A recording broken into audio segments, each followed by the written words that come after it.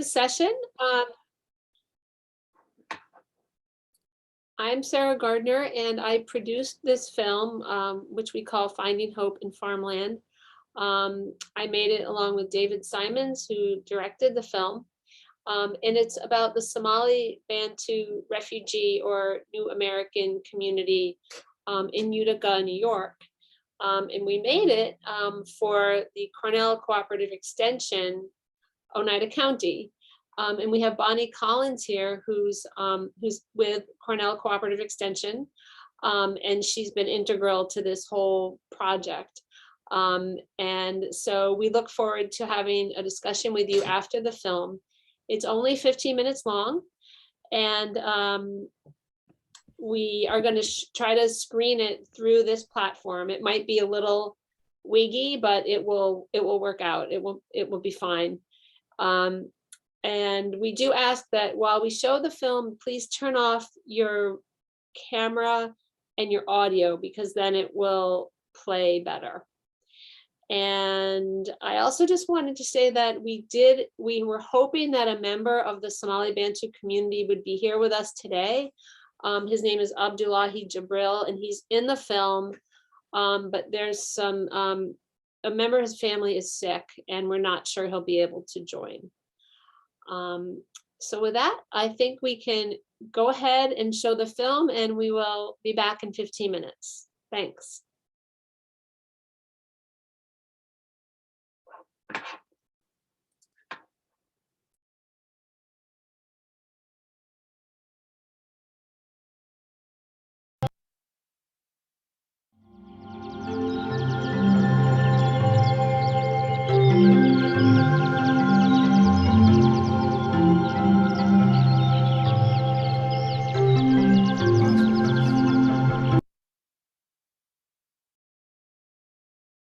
I'm sorry, is that working for everyone?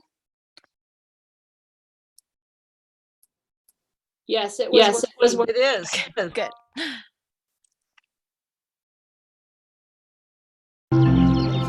So what's happening out here right now is we're working with Somali Bantu refugee population out of the city of Utica. And they say, yeah, and I think Cornell Cooperative will be helpful to you. And they say, you know what, let us introduce you to Bonnie. Tell me what you want to do. They wanted a farm. So we had like a focus group with them. They want to grow vegetables. I said, great. They were so organized. They knew what they wanted. I knew I had a structure in place. It took us maybe 3 years, 4 years just to get to where we are today. But finally, we got where we wanted to be.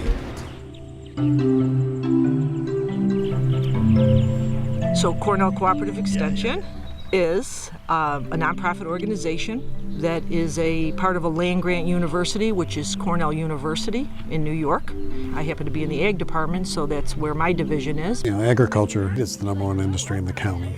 In terms of the Somalis, and it really adds to the whole, again, fabric of agriculture. We're educators, so that's what my job is. I had an opportunity to teach Somali Bantu how to farm in the Northeast, and we want to learn from them some things that they could show us that maybe I can pass on to our farmers also. We do appreciate the help that we received from the Cornell Cooperative, because we couldn't have done this by ourselves. These tags.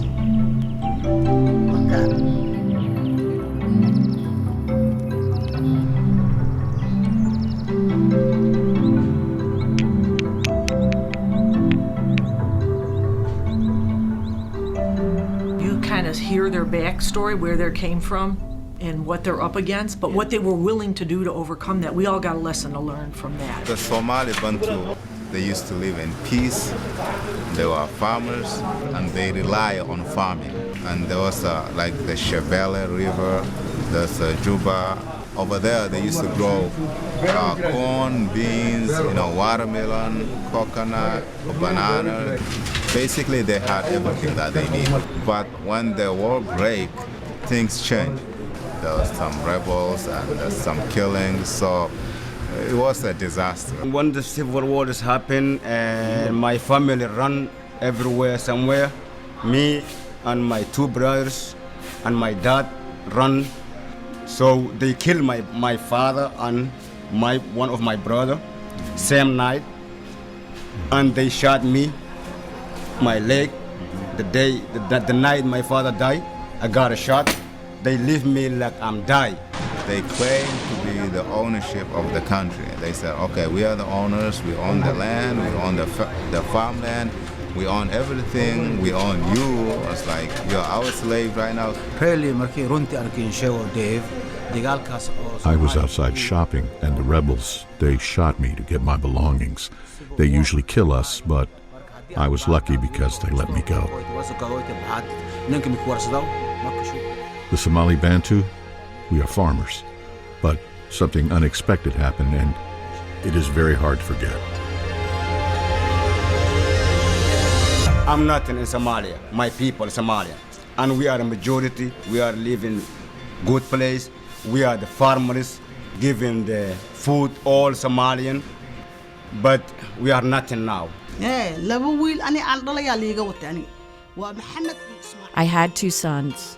The rebels came and tied my hands behind my back, and they took my 2 boys. I gave in to them so they wouldn't kill my boys. I was raped that day. They weren't looking to migrate. It wasn't their life dream. Something terrible happened, and they were forced to flee their home. Many of them lost everything, have suffered really kind of unthinkable atrocities, and find themselves, in many cases, on the other side of the world now, but safe and really eager to contribute. You look at everything they lost, no ownership in anything, and they wanted to farm. They came from an agrarian society, and they wanted to get back on the land. American help us, really. We appreciate it. We American now. We are taxpayers. We farmers, and we American Somalian now.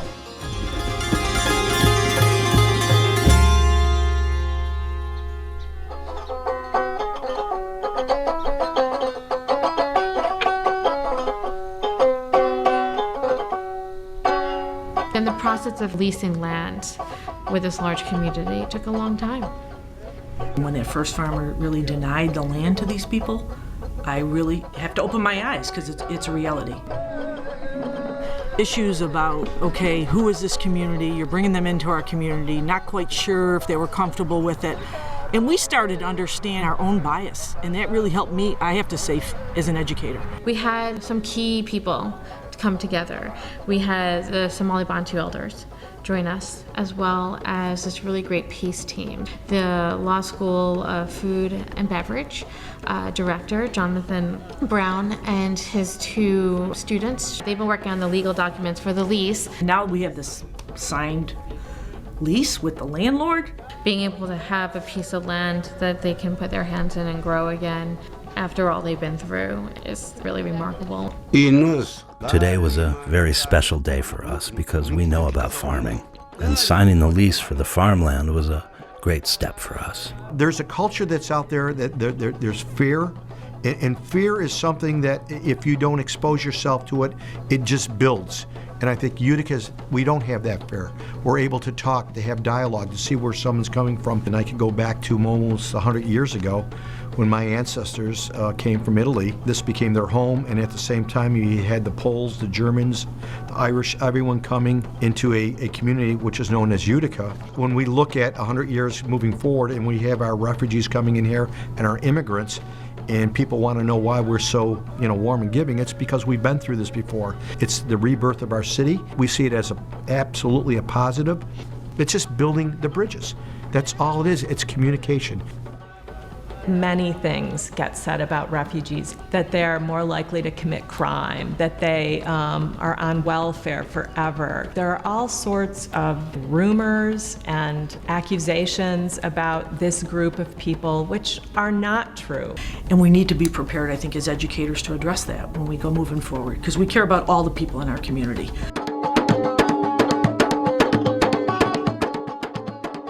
Upstate New York went through very difficult times. Unfortunately, a lot of the jobs either went south or went out of our country. In Utica's case, and in cities across upstate, if you look at the Thruway Corridor, and if you look at Rust Belt cities in general, where you had massive population loss. In Utica's case, we were a city at our height of about 110,000. and then in the 80s and 90s dropped below 60,000. They want to build a life here.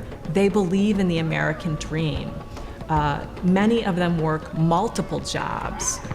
Their kids are highly motivated to succeed because they see what their parents have sacrificed. They want to belong, they want to contribute, and they're grateful to be here, but being a refugee is stressful. Nobody would choose it.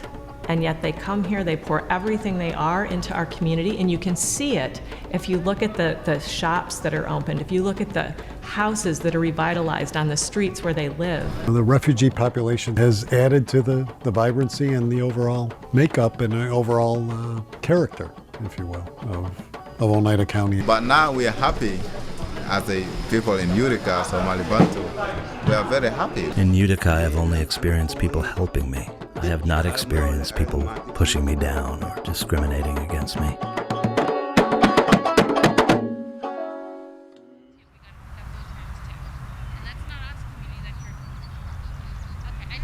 So with the help and a lot of work of other folks and other community members helping me, we got this piece of land, and this is the first acre we have open of the earth this year. One, the most important thing is to feed their family and maybe some things that they have grown in their home country but couldn't grow here. We're going to see if we can try to do that. And then eventually we hope to teach them maybe some marketing skills to maybe sell their extra products at a farmer's market and help our whole community. So that was the goal of this whole thing. If you need to get somewhere, you have to be patient. You can't just assume things go like this, like a magic. It doesn't happen. You have to work for it. Make it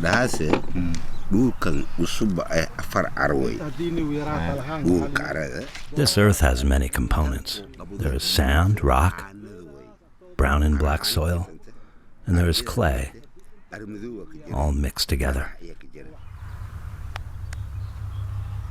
So as a Somali Bantu, we are farmers. A farm for us is the main resources. As long as we can find even 1 acre of a farm, that brings us memories because our main culture or our main resource was farm. The children, they will do what they see, you know. Whatever they inherit from us, we want it to be something effective and positive, you know. We don't want to leave anything negative behind.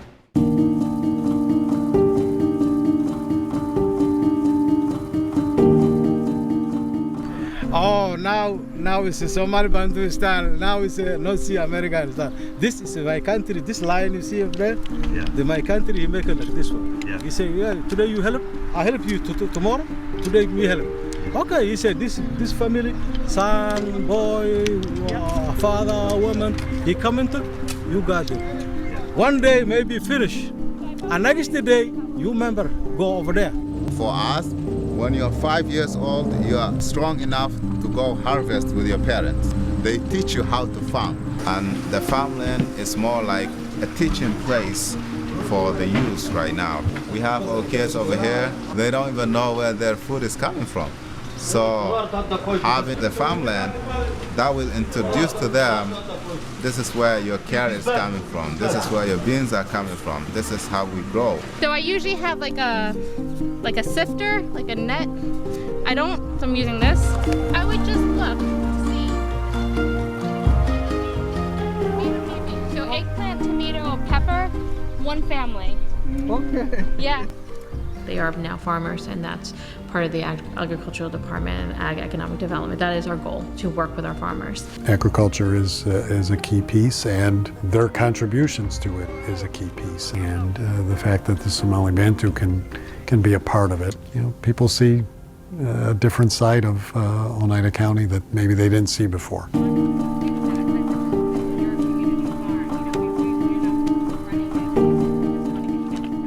Compared to what I see in the future, this is like 5% or 10%. And everything is possible because we started from nothing to something, you know? I said this is like 5%. So if we started from 0 to 5, you know? So it takes time.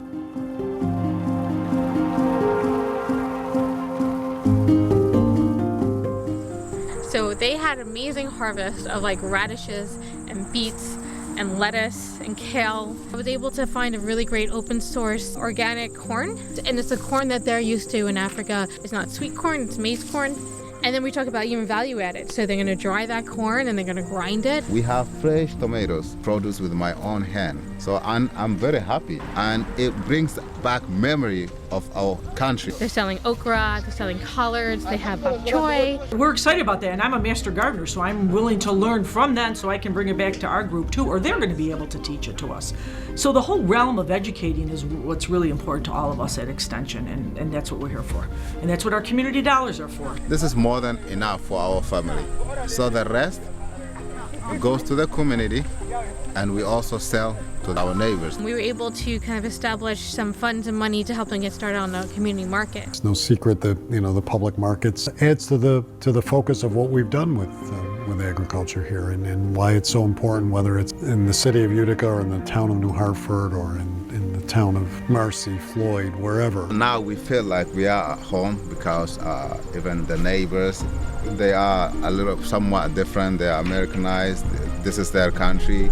But we don't feel like where there's a race problem or whatever, they welcome us. Every time they see us, they raise their hand, say hi, they're happy, they're smiling. My name is Abdurrahman Elmi. You make like this one. Like this. You make like this. Tomorrow I want to sell the market. Then, now it's done. Now it's done. We go home now.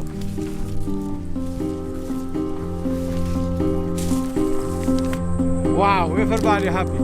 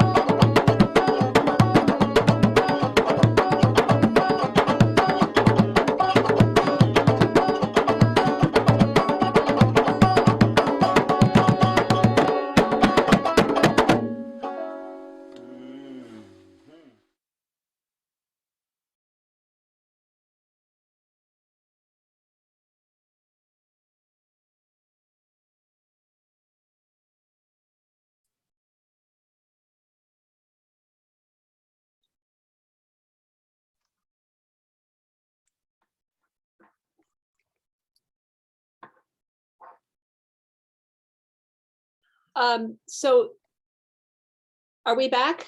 We're all back now? Okay, great. Great, well, thank you for watching that. Just a few words, and then we'd love to hear any comments or questions or feedback that you have. I just produced the movie, but Bonnie Collins is the one who really helped make this project happen. And it was at least a 3-year commitment to get it up and running. A lot of effort and a lot of great people involved that helped. Dave and I were really just called in to make a movie documenting the process. And we started, our first meeting was when they were there to sign the lease. So that was near the beginning of the project.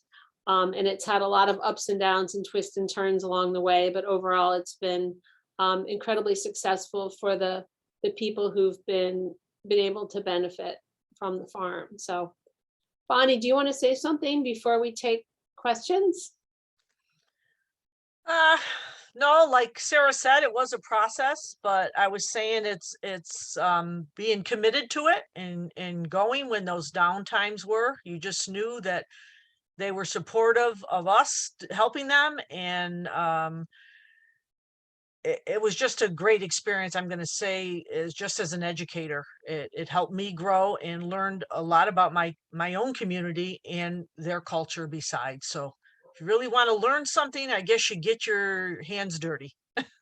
And also, we made the film to document their process because it's such an amazing program to get new Americans onto farmland so that they can, you know, get out of the city where they live. They tend to bring their families with them and make a day of it, and also produce food. And there are just so many benefits, not only in terms of food, but just spiritually, mentally, physically, emotionally, everything.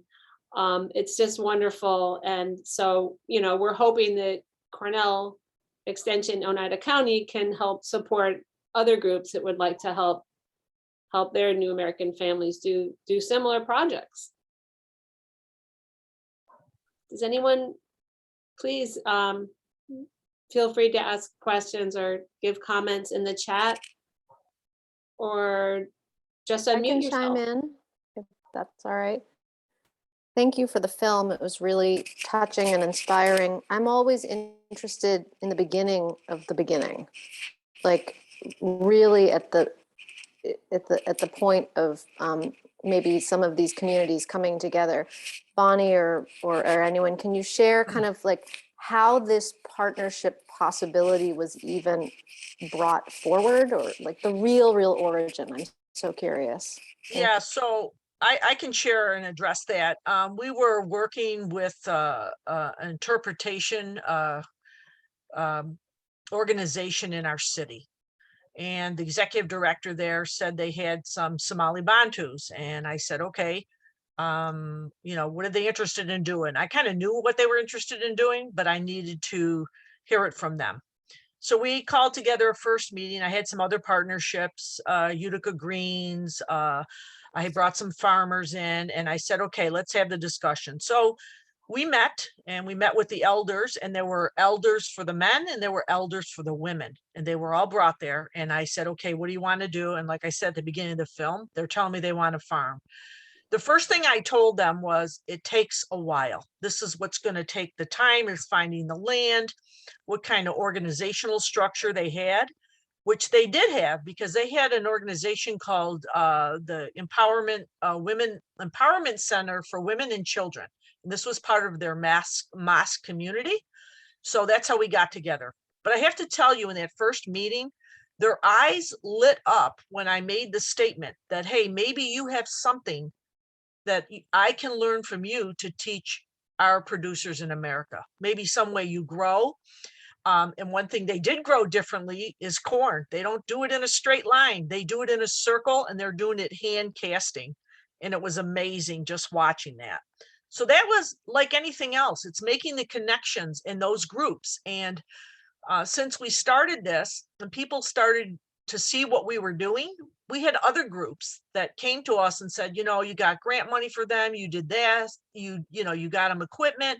Why can't you do it for us? And I said, we certainly can, if you get organized, if you bring the group together. That's what I needed. I needed somebody that I could communicate with for the group. I even asked the elders, like, who makes the decision? So when I talk to them, who's going to do it? And the elders are the ones responsible for the decision making. So you have to have some kind of organization. And now we're starting to work with a Latino community group that wants to do the same thing. So again, and I think we had to show people that, you know, they could do it, and then others are watching. And the best example is watching somebody change or somebody do something. Does that answer your question? It was about connecting. Yeah, that's great. Thank you. Mm-hmm.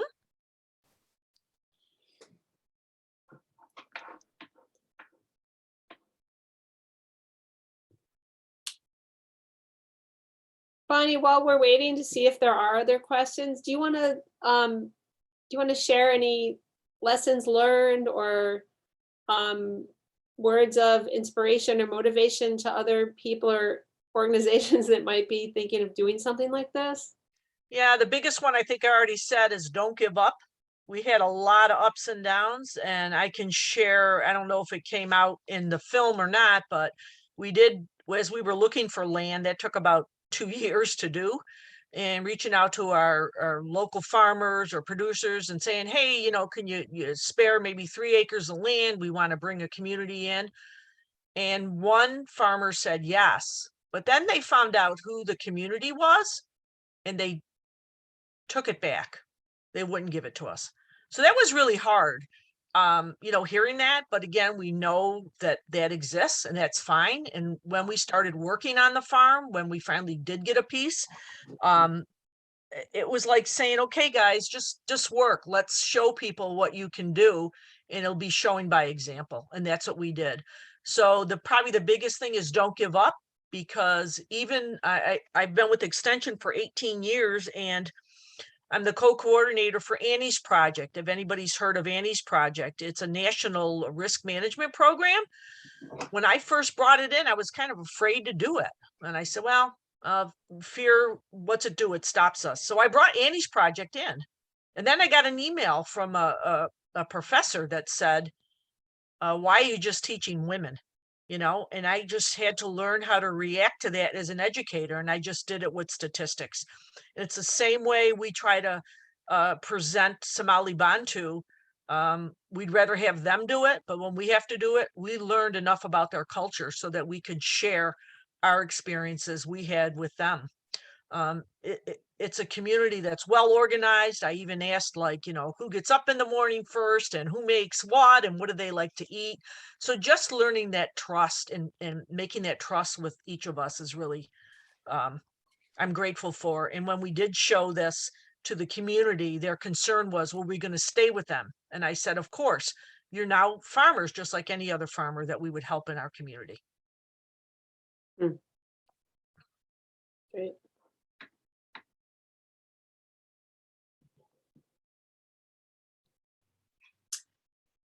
Bonnie, you started to touch on some of the challenges that you encountered. Can you speak a little bit more to that and how you addressed it? I mean, you clearly mentioned some racism on the part of an initial land seller that you had to, I guess, maybe disregard that person, and reflected on your own experience in trying to empower and teach women about agriculture. I wonder if you can speak to any other challenges that you've encountered in the process and how you moved through them.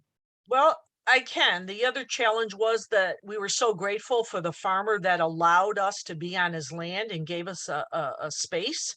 And we signed a legal document because I wanted protection for that producer as just as well as for the Somali Bantu community. So after a year went by, he was very helpful. But then the second year approached, and well, even maybe part of the first year, because we got in very late on the land the first year, but kind of showing them what to do. They weren't asking, they just wanted the land. And I had to really address with him that we have a signed contract.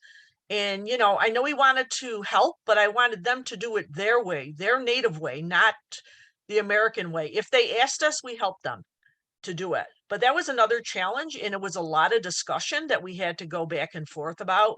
And then finally, the third year, we didn't stay the full third year. We moved on to another farm that they're on for the first time this year. And, and this is just another group, another husband and wife farm. And they want to help too. But again, of the not English being their first language, they're having difficulty that, he was trying to plow up the land for them for the corn and trying to show them the machinery, and they didn't want it. They wanted to do it the way that they brought back how they did it, their cultural way. So again, trying to have an interpreter there. And that's why having Abdullahi, who you saw in the film, he was really our English interpreter. And now we're getting the younger folks really involved and trying to get money. And I think that was the hardest thing. Like, okay, we got the land. Where am I going to get the shed and where am I going to get the tools for them? So I finally kind of wrote their story of what we were trying to do to a foundation. Instead of a big grant, we didn't go after that. We had 5,000, no question about what we were going to do with it. And very grateful that sometimes you just have to start out small because you need the tools and moving from there. So those were the challenges, trying to find money to do it, and then working with the relationships that we had between the community. But most of the time I want them to speak for themselves. It's not for me to speak for them. Did that help, Tracy, a little bit about challenges? Thank you. Bonnie, I don't know if you see the question in the chat. I did not. Gary asks, how long is the lease commitment and what is the size of the growing area? Yeah, so the commitment signed lease was 3 years. We wanted that to be 3 years, and we had 3 acres. We only opened up 1 acre, and that's what we kind of worked on. And now the new farm that they moved to, they have 5 acres. But again, they're trying to get reorganized because some of the elders that were working with us in the beginning have had health issues. So we're really trying to revamp. And Gary, I do have the concern too about even urban agriculture, about land leases. I would love to make sure people can own their own land. And that's a project that I'm working on with American Farmland Trust. You know, you build the soils. The farm they're on now, these 2 producers are fabulous people, and they're on the retirement end of things, life cycle. So they're willing to, you know, give up more of the land. But again, they want to sell their farm. If I could find a way to help the Somali Bantu find that funding to do that, then I would do it. Mm-hmm.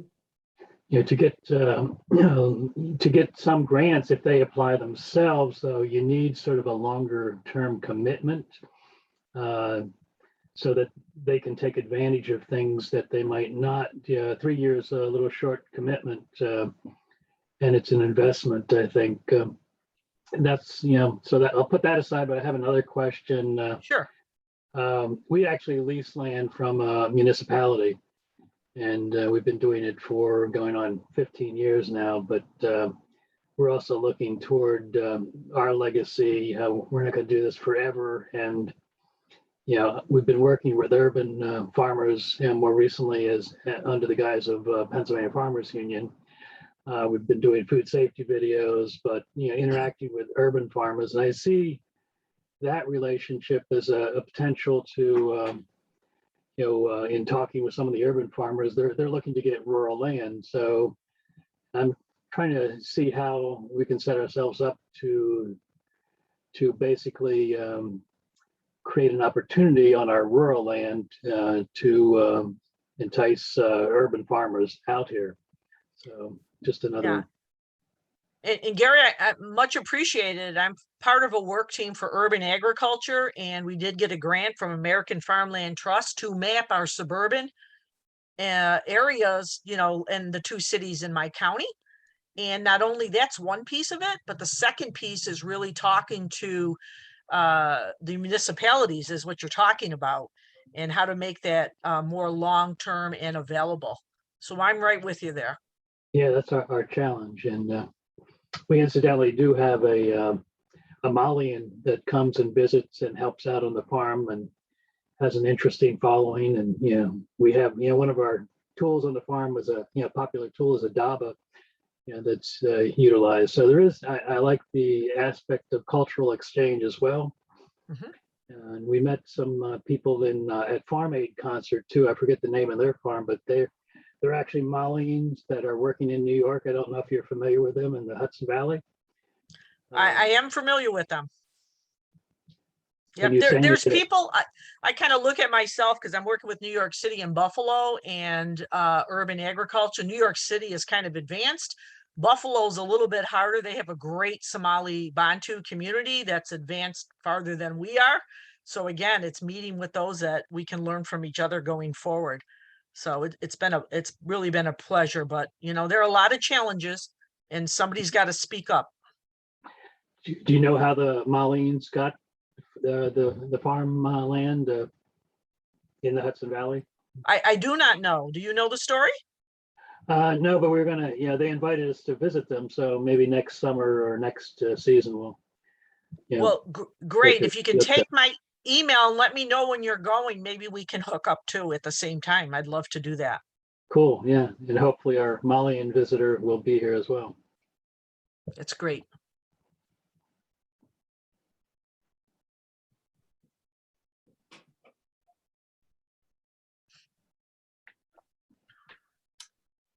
Does anyone else have any comments? You can unmute or put it in the chat. I was curious about the music in the film.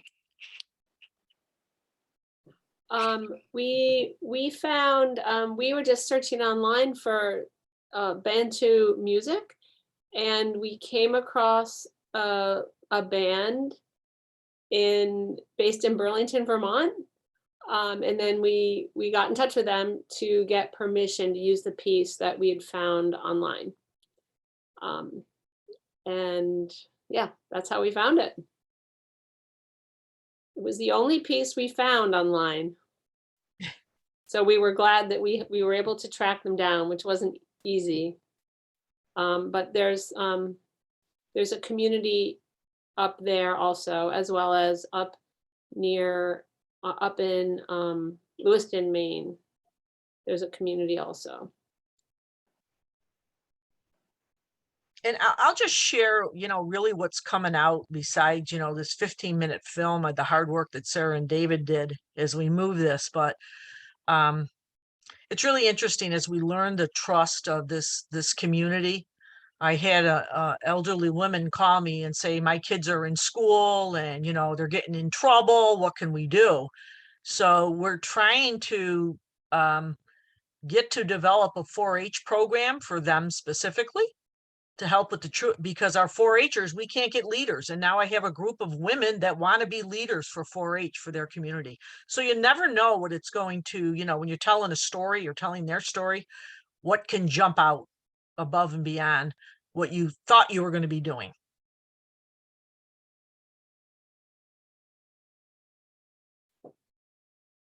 Is anyone in the group working with refugee population or different, group than? I'm always curious.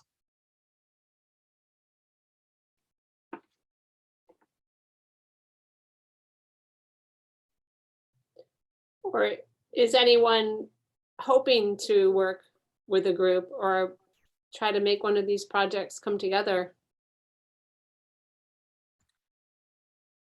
I can actually chime in a little bit. We don't actually work with directly with the growers that are selling, but we organize a farmers market and host a few different cooperatives.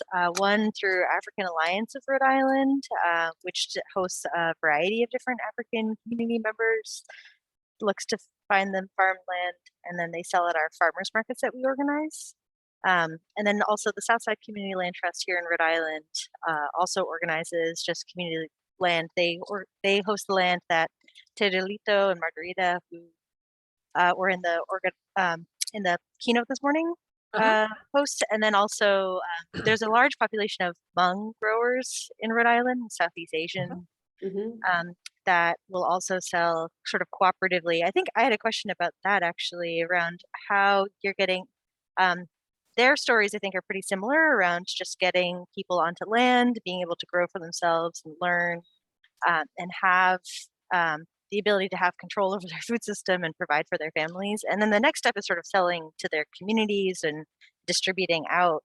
And I was curious to know, like, I know in the video it said that you organized a farmer's market, or did they join a farmer's market that was existing? Yeah, so we twofold. The first time they did sell at our local farmers market, and that's a big market that was in the film. But we also put a small farmers market outside the mosque. So right after services, it was there for their community. And you saw a little piece of that when they were setting up those tents there. But so they've really been to 2 different markets already. And when they were at our public market, our county public market, they were sold out of all their products within two hours. And it's like a 5-hour market there. And the other thing is we're learning, we have a contract to try to get some upstate produce into New York City. So we are working on that. And we know they're very culturally diverse, and we may even have an opportunity to make them grow for our New York City residents, because we're located in upstate New York, right in central New York.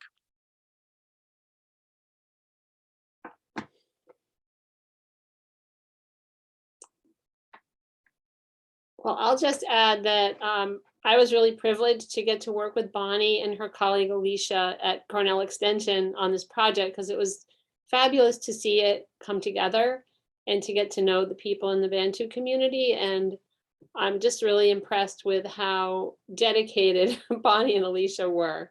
I mean, going out regularly on weekends to help them work on the fields, and they really went above and beyond. And so amazing, really, that it's all come together. And I really hope it is replicable, and that, you know, a lot of other communities can do the same. Thank you, Sarah. Yeah.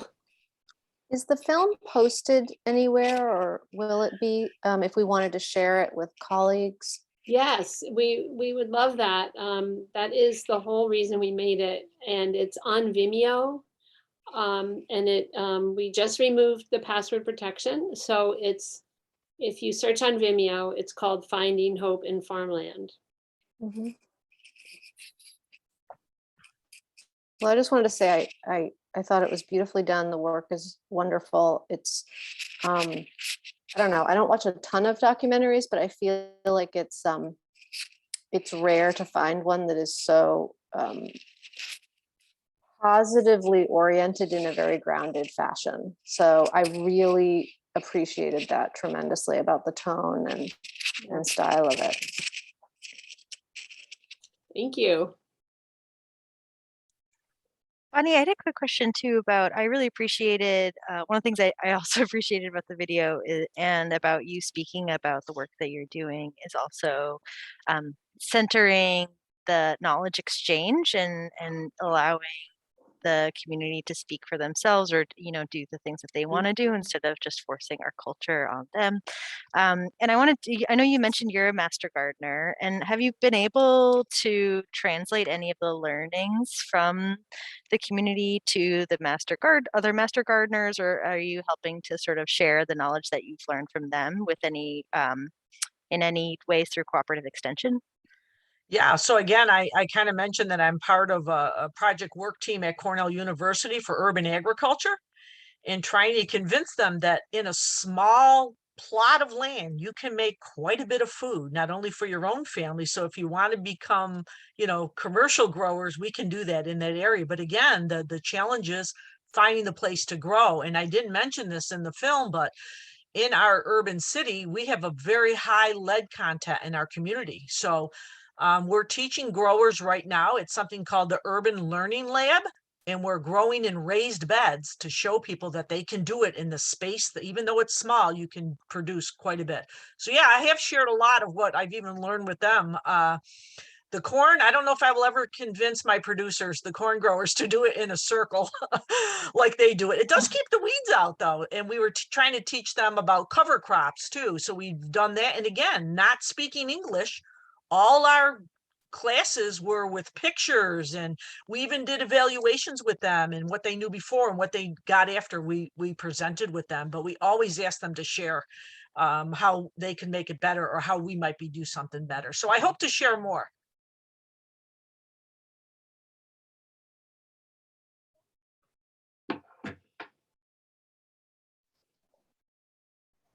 I just went on Vimeo. It says it's not currently available.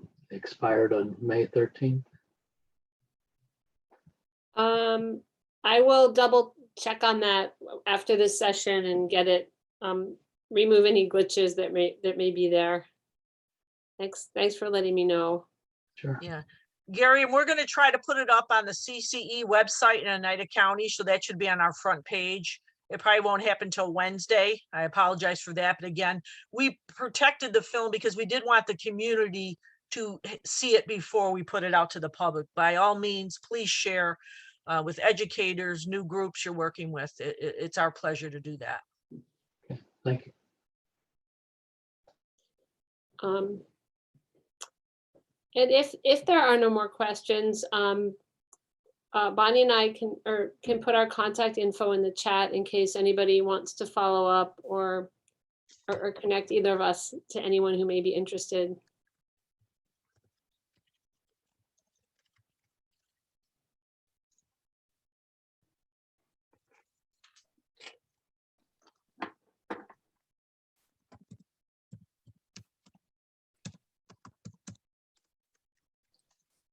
And it will be up and running today, I'm sure, on Vimeo.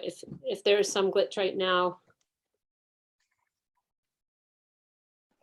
Actually, it says content can be viewed in authorized regions, Massachusetts, Vermont, and New York. I'm in Pennsylvania.